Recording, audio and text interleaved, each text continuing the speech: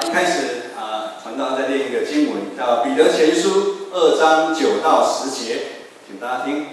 但是你们是蒙拣选的种族，是王家的祭司，圣洁的国度，上帝的子民。上帝选召你们离开黑暗，进入他辉煌的光明，来宣扬他奇妙的作为。从前你们不是上帝的子民，现在是他的子民。从前没有得到上帝的怜悯，现在已经得到他的怜悯。难道今天一开始就要先破题？破题什么呢？就是身份，基督徒的身份。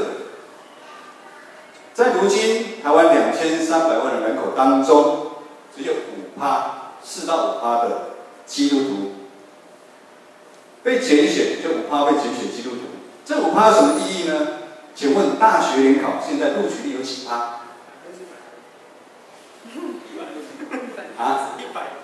哦，在我们那个年代是30几%现在呢，只要考就会上。好，那大学联考就不难了。公务人员高普考难不难？难哦，有几%？1%。1%。公务人员虽然难，但是还有8.8%。你可以上网去查，8.8%的录取率哦。我们都是一群特别蒙上帝拣选的，我称为特种部队。所以我们在台湾2300多万人只有4-5%的人会被拣选为基督徒。所以我们厉不厉害？厉害哥林多后书5章17节这么说：所以若有人在基督里，他就是新造的人，旧事已过，都变成新的。所以如今我们不在以前的自己，你也不是在以前的自己，而是要将以新的身份。什么新的身份呢？就是小基督的身份。外面他们常常想他们是什么？信佛教他说他什么？他是小菩萨。你没有听过我们基本上我们是小基督我们小基督的身份，因为我们身上，当我们相信，我们受洗，我们相信的时候，我们的身上就有基督的 DNA 在我们里面。我们将用这样的能力去完成一些艰辛的任务。传道小时候出生在金门战地那个时候还是战地。那时候有个特种部队中的特种部队，知道叫什么吗？对，谁想的？对，蛙人叫做2栖蛙人部队，他们是特种部队中的特种部队，连宪兵看到他们都会害怕他们平常接受很严厉的训练，那是不是常人可以来撑得下去？但是经过训练之后，他们的身体了得，他们的记忆超群。他们出任务是抱了什么必死的决心，他们上山下海，完成上级所交代的任务。而今天呢，我们基督徒也如同我们是2栖蛙人部队，我们是这样的一个特种部队。首先，当我们确认这样一个身份，这是很重要的。基督徒常常很多人他没办法确认他是基督徒的身份。可是，如果今天你们想当谁的孩子？现在如果你是让你想当这个孩子，有没有人喜欢？现在如果郭台铭是他爸爸，有没有人喜欢？好了，传到这几首了。假如郭台铭是我爸爸，我一定会一直记着郭台铭是我爸爸。就非常的不得了因为比他没有钱的人都很不得了，何况是他那种生活不一样所以呢，我们今天一开始我们就来读这个经文来，我们再读一次来。我们刚刚看的是，好，请。没有异象，您就放肆；为遵守律法的，便为有福。好，比较现代中文译本就白话一点，叫做没有上帝引导，人就放荡无忌。遵守上帝法律的人，多么有福啊！这段经文很清楚地告诉我们，人要是没有上帝的引导、上帝的规范，看似自由不受约束的生活，但是结局一定是乱七八糟。如同士师记里面17章6节所说的，那个时候以色列中没有王，个人照自己眼中看为对的去做。士师记的时候，他们那时候没有王，耶和华上帝是他的王，但是他们离弃耶和华上帝，他们觉得那时候没有王，所以每个人都按照自己的喜爱去做。一个团队如果没有规矩，每个人都有自己的意见，各吹各的号，各唱各的调，那可以很想象事情是多么的恐怖。像我们的敬拜团好了，一定是事先的练习，彼此互相的配搭，才能有呈现出和谐的声音，带我们一起敬拜上帝。为什么人会不喜欢听从上帝的话？代表我们人其实很多内心很多的骄傲，我们觉得靠我们自己就可以了。当有这样的想法，骄傲的人，他的内心常常填满自己的想法、自己的野心。当一个人如此在想的时候，他就陷入魔鬼的计谋的圈套当中。彼得前书5章8节这么说：勿要谨慎，要警醒，因为你们的仇敌魔鬼，如同咆哮的狮子，走来走去，寻找可吞吃的人。我们的魔鬼随时在我们的身边当中，在找寻我们的弱点。当我们内心充满了野心，充满了欲望，魔鬼都给我们一些小小的甜头，那我们在世上尝到了一点点的风光，我们就自以为了不起，我们以为很多事情靠我们自己。当我们这样想的时候，我们不需要上帝，这个时候我们就会远离上帝。我们像这样的人生，早晚会出问题。教会内其实也是一样。当教会里面每一个人来到教会，都带着自己社会的身份，不同的身份来在教会。如果每一个人都用自己的想法，自己在教会有公司的做法来做治理教会的话，教会也一定会乱七八糟。今天后面那一段说：“为遵守律法的人，便为有福。”我们前面所举的特种部队，如果有人不听指挥，虽然每一个人很厉害，好人花兵每一个人都很厉害。我在小时候看过，他跟宪兵打架，海龙花兵打架，他不用判军阀，因为他随时要上战场。在那个戒严的时代，他们都很厉害。但当一起执行任务的时候，如果大家都不听指挥的话，相信任务一定会失败。我们的生命也是一样，我们如同一场场的竞赛。在我们的生命的竞赛当中，有输有赢，没有一个人喜欢你的生命竞赛的当中有输，但是这个输赢一定会在你生命的旅程当中都会呈现。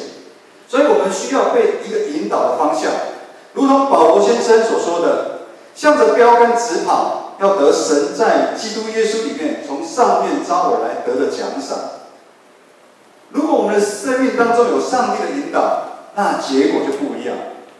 因为当我们跑在上帝为我们预备的跑道的当中，过程当中还是会有一些困难挑战在。我们只要义无反顾跟着上帝跑就对了，因为这是上帝安排的，他会亲自为我们负责任。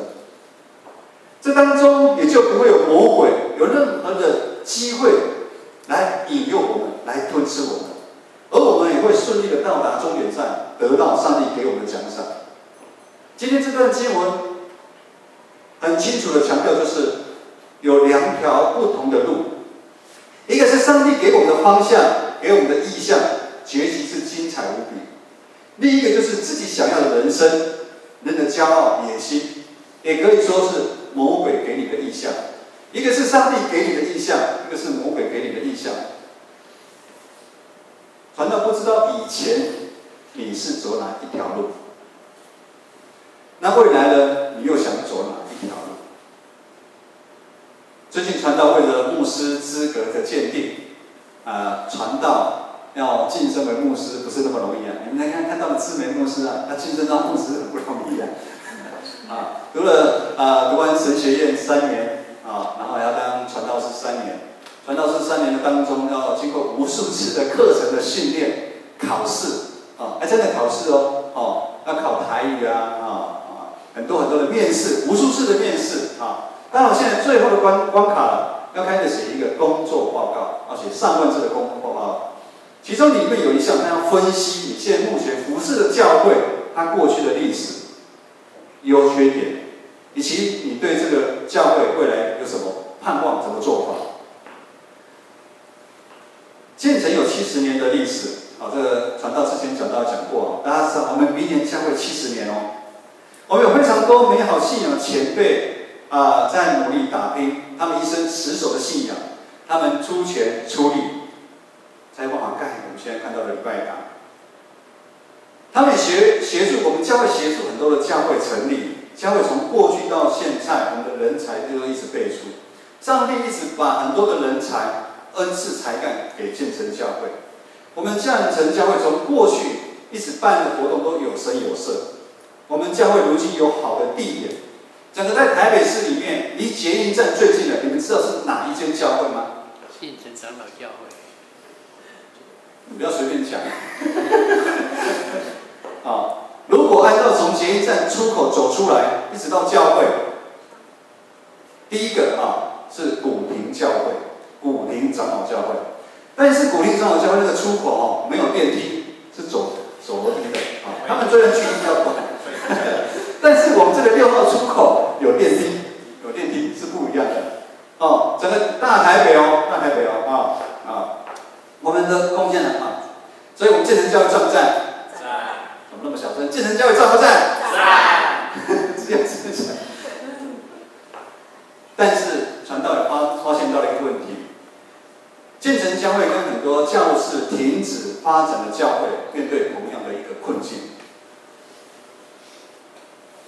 因为你们都是未来建成教会的中坚分子，甚至是教会的领袖、长老、执事，所以传道就不讳言，要直接讲这是上帝的真理，上帝的道，没办法在教会里面被宣扬出来。大家一定觉得很纳闷。当一个教会里面没有上帝的话引导的时候，反之，我们知道吗？就代表什么话多？人的话多。代表说人的意识在引导一个教会。当用人的话在管理做主教会的时候，教会自然就会有许许多多的纷争。因为我们人都不是完全的，以至于有一些看似不必要的事情却发生了，教会受到伤害，兄弟姐妹们彼此也同样受到伤害，受不了的人就怎么样离开教会，从 A 教会到 B 教会，再从 B 教会到 C 教会。教会这里面有一些人叫游牧民族的基督徒，他总是在每一个地方就觉得受伤就离开。他总是没办法在那个地方看清楚上帝给他的使命。那也有一些留在建成的，他们的伤害到如今都还耿耿于怀，甚至都还没有释怀，都还没有被处理，他们的伤口一样都在。可是如果今天教会的真理有被宣扬的话，真理如光。我们都知道，这阵子突然变冷，有光的地方就不会有黑暗，有光带来温暖，带来安慰。真理又如一支箭一样，被刺痛我们的内心，让我们看到我们自己内心里面的骄傲，或者是我们自己里面的自卑。我们会带来悔改，我们会带来彼此饶恕，会带来怜悯他人的心，进而有盼望。因为我们是基督徒，我刚刚之前有讲，我们都有小基督，我们都有基督的 DNA 在我们里面。可是我们常常很多人骄傲也就算了，有的人是很自卑，自卑的心在里面。当他写报告的时候，越写越沉重因为在为了这些过往发生的事情在祷告，内心当然感到非常的不舍跟可惜。尤其当教会有牧者，或者教会有会友离开的时候。哇，那伤害更是大了。但我们需要有一个认知，不管是牧者或者是弟兄姐妹，我们都是上帝的仆人，我们都受到上帝的呼召，要我们在某一个时间点完成某样的事情。我们是特种部队，大家都知道，当过兵人知道，今天命令下来了。叫你去哪里，你就要去哪里。甚至在公司行号里面，今天要把你调到南部去，你也要命令来了，你就要离开。我们基督徒也是一样，不管是牧师或者弟兄姐妹，我们看似好像这个事情，哎，怎么牧师离开这个地方？其实上帝有给他一个任务。上帝在整个上帝的国度当中，上帝希望他到另外一个地方，那个地方需要他去喂养，需要他去帮助。这当中，我们最重要要了解，就是说，我们每一个人可能都会碰到。当我们上帝临到给我们的时候，我们有没有顺服我们的大元帅耶稣给我们的命令？以下传道要用自身的例子说明上帝呼召我的过程当中，求神帮助我们不要用一个角度去看待教会内所发生的一个事情，而是要用上帝国的角度看待上帝的计划。首先，当我还是信徒的时候，就像这样，大家都在底下的时候，我的母会在新店民权长老教会，然后在那边，我们一家在那边受到很的信仰的一个造就。弟兄姐妹都非常的彼此非常的相爱。我们也希望有一天，我们希望我们可以一直在那边聚会。我们离开的时候，子瑜他们有青少系，他们录了一段影片给子瑜，我看了就快哭了。里面写什么啊？他们青少系的同才跟他讲，我们一直以为我们可以接下来就去社青聚会。社青聚会完了，我们去护理团契，我们可以来去前社团契，最好我们可以到送天团契，代表他们要一辈子在一起。我跟牧师看，我眼睛都掉下来了。我们讲他们的感情情感这么的深厚，我们也希望说一直在待在一个10几年的一个教会，那个地方是我们重生的一个地方。上帝在那个时候也给我一个意向，要去开拓教会。我们民权长老教会开拓另外一间指会，我也带了一批人，在教会一直讲，很多人一直奉献。我们那里也准备了很多的钱，我们要去开拓，点都在找了。可是当上帝的呼召一来，我就说我要离开。弟兄姐妹，大家不能谅解，不是讲好要去开拓吗？怎么又要离开？我们在肉体上面也不舍，但是我们都是上帝的仆人。这是上帝的主权，上帝有美好的计划必定下来，我们就要启程。有人跟我说，抗命啊，你可以跟上帝抗命，我也抗命好几次啊。我说又不会，他说又不会怎么样。我说你敢我不敢，你敢我不敢。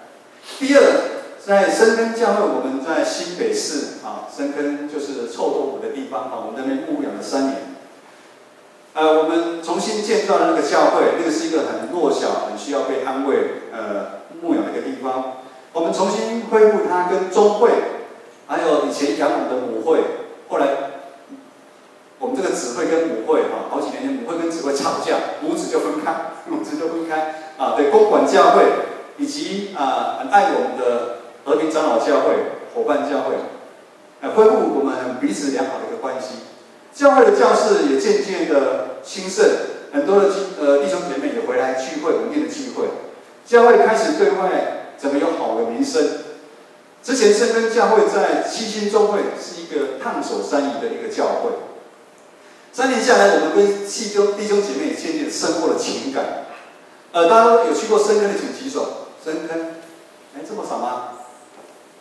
拜托你们要去一下，不单只是为了吃臭豆腐。深坑真的是好山好水，好山好水。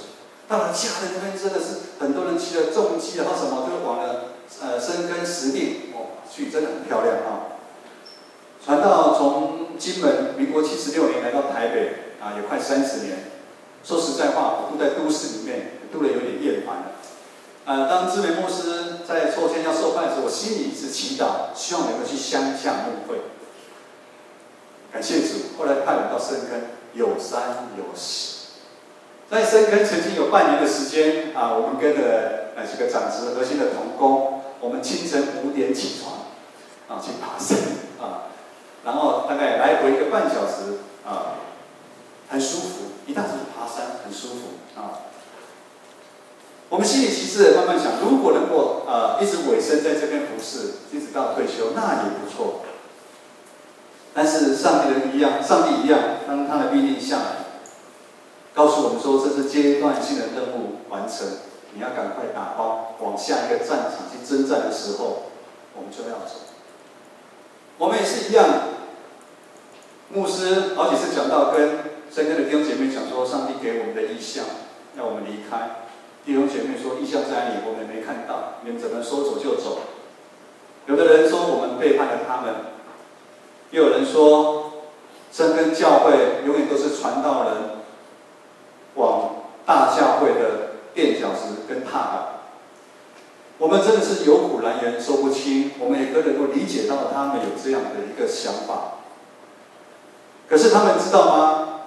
当上帝的命令下来，我们那时候也还不知道我们要去哪里。但是我们都是上帝的仆人，这是上帝的主权，上帝有他美好的计划。命令来，我们就要走。有的牧者这样偷偷给我建议，在我们还没跟教会提出来的时候，他跟我们说：“你可以骑驴找马。”什么意思？你可以先把教会确定完之后，你再跟教会说你要离开。我说你改，我们不改。各位弟兄姐妹，不管我们是什么原因走入教会，成为基督徒，我们都要知道，人是渺小又有限。我们每个人其实都如同很生病的人，我们需要耶稣这位大牧者的医治。我们的生命的情况常常都航行在大海中的船，我们常会遇到狂风暴浪，需要借主耶稣的真光来引导我们，引导我们到可安稳、可倚靠的港口。既然我们都是生病的人，既然我们都是软弱的人，我们又何尝了解主耶稣基督在我们生命他的计划？我们可以随便去论断教会，去论断弟兄姐妹，去论断牧者呢？诗篇119篇105节这么说：“你的话是我脚前的灯，是我路上的光。你公义的典章，我曾经启示，我必要按着誓言而行。”我们都有启示过，我们要成为一个好的基督徒。上帝透过教会的意象帮助我们每一个人，我们每一个人都不会无缘无故来到见证。请问，有人拿了刀逼你来见证的请举手。可能有的孩子爸爸妈妈去，他也跟着去。早上可以在家里吵过一端了他才来教会。大部分我看过去，每一个人都没有人逼他来见证。你没有想到吗？就在这个时间点，12点10分，这个此时此刻，为什么我们会聚在建成长老教会？我们每一个人，上帝从每个地方呼召过来到长老教会，为了是完成上帝国他的计划。上帝让我们在教会里面可以成为世上的光、世上的盐，以至于我们走出去之后，可以照亮许多黑暗的角落。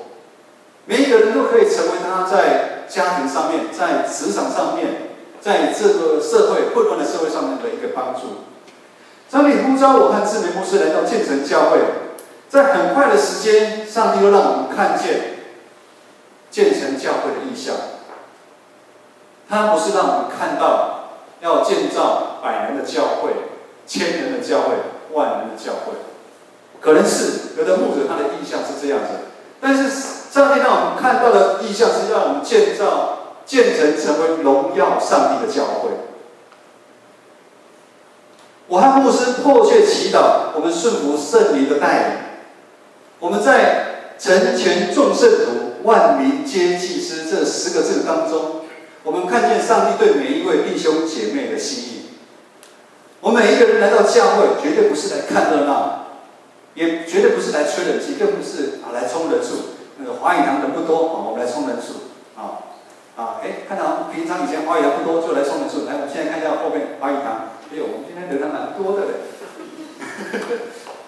但是我相信你们都不是来冲人数的。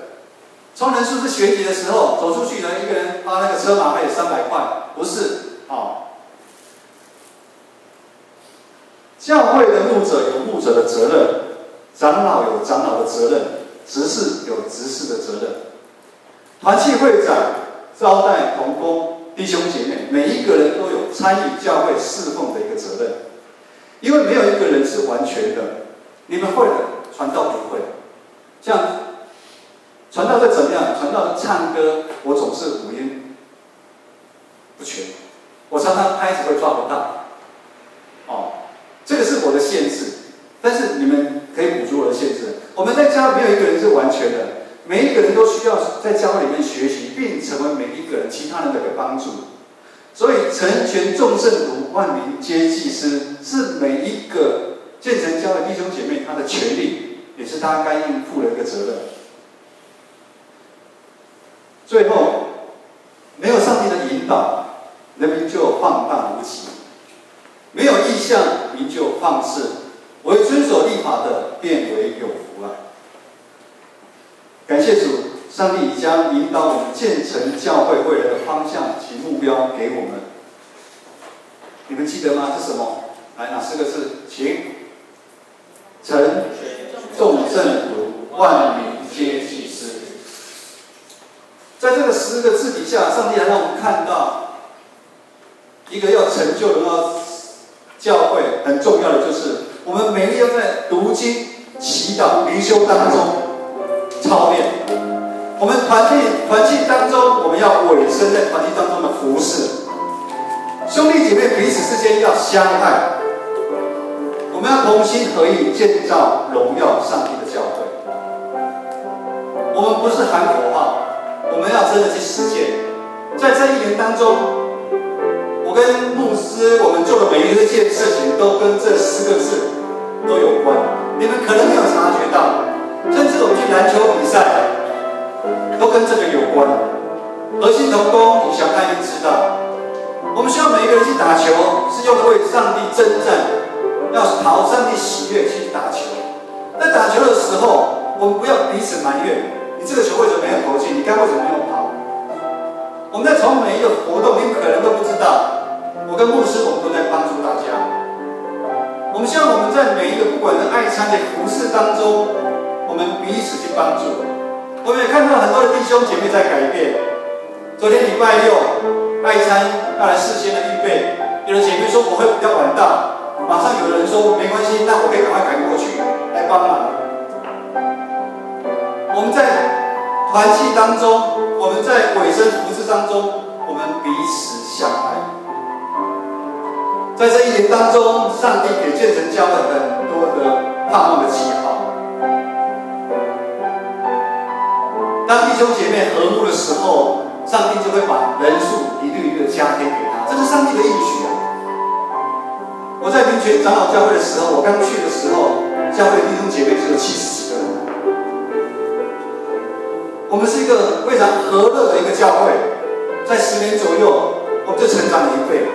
我们没有用任何的新的一个策略啊，什么细胞小组啊，什么幸福小组，什么G12。什么的什么很多一套一套接着去操练，没有，不是。当我们彼此相爱的时候，上帝就自己把人找到教会。在今年当中，如果你有特别去关注教会的话，你也看到很多弟兄姐妹，我也觉得莫名其妙就来了，我很开心，弟兄姐妹也很开心。有个人寻找到传道 LV， 他就来了。上帝透过人的方式。上帝觉得我们教会彼此相爱，我们已经在迎接新的弟兄姐妹来到这边的时候，我们就如同一个圣城，我们准备好了，我们要打仗了，上帝就会把人派进来。亲，还能挖冰。我们自己的生命，当你教会的意向连接在一起，你如果一直老是在看你的不堪，如果你老是在专注你的事业，你的点点。你永远没办法看到上帝对你的心意。当我们把我们的生命、我们的方向跟我们教会建成教会的意向连接的时候，我们当看到上帝的一个心意。有一句话这么说：人的生命只有一次，求神差派我到需要我的地方。这是一个来台湾成立芥菜种协会，他救助台湾超过100万人的一个女士，叫做孙雨莲女士。它被称为台湾3地之母，它被称为麻风病之母，它被称为孤儿之母。他一辈子生长在台湾，他比所有的台湾人都爱台湾。直到他83岁的时候，他过世。他和他的先生另外一半，也就是台湾神学院的校长，目前站在台湾神学院的大礼堂的旁边。他们是这么的爱台湾，他们回应上帝的呼召，他们从大老远的地方来这边出任务。各位弟兄姐妹，我们每一个人身上都有基督的 DNA， 我们也如同这些宣教士一样，我们每一个人的恩赐都不一样。我们千万不要小看你自己。你现在不会读书没关系，不会读书没关系，你不要看不起你自己。生命当中不是只有读书而已，你不会赚钱没关系，生命当中不是只有赚钱而已。我没有钱买房子没关系，你只要有地方住就可以了。我们不要轻看自己的才能。我们才有办法跟摩西一样看到上帝的荣耀。我们一起站立来唱这首歌，我们要看见。